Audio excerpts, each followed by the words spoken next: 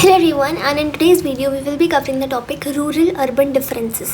तो जो vast majority है of the population of India, they have always lived in the rural areas and ये चीज़ आज भी true है.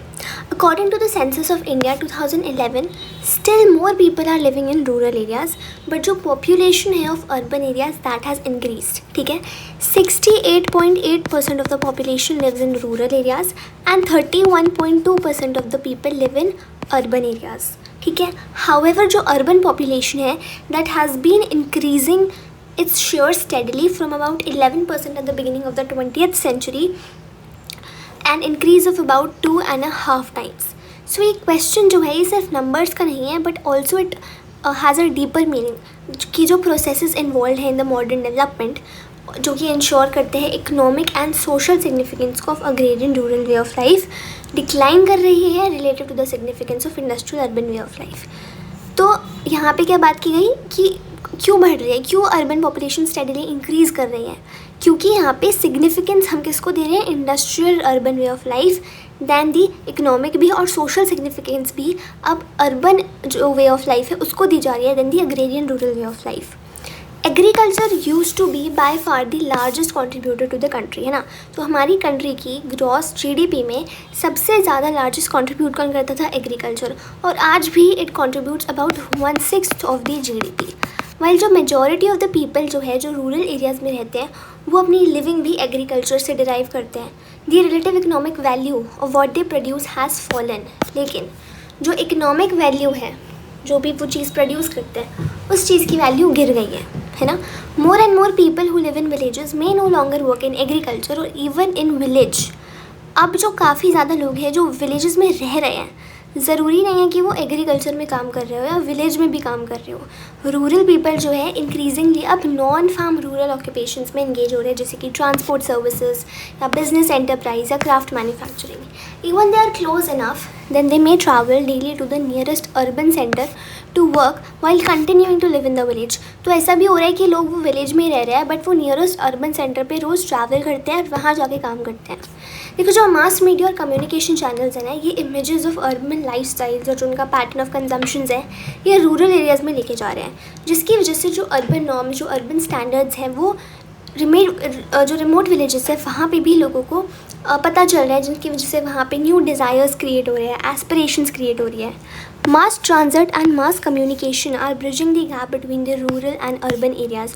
और ये रूरल और अर्बन एरियाज़ का जो गैप है ये जो है कम होता जा रहा है because of the mass transit and communication. Even past में जो रूरल एरियाज़ थे they were never really beyond the reach of the market forces, और आज तो वो क्लोजली इंटीग्रेट भी कर रहे हैं.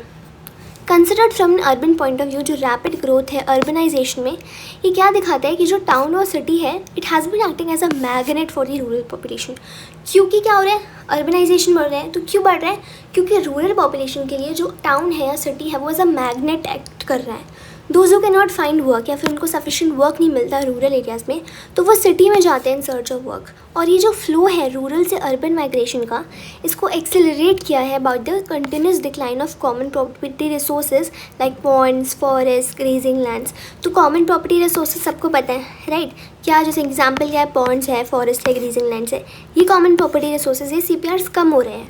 ये जो कॉमन रिसोर्सेज होते थे ये पुअर पीपल को सर्वाइव करने में एटलीस्ट हेल्प करते थे, जिनके पास कुछ भी नहीं होता था या फिर थोड़ा ही लैंड होता था.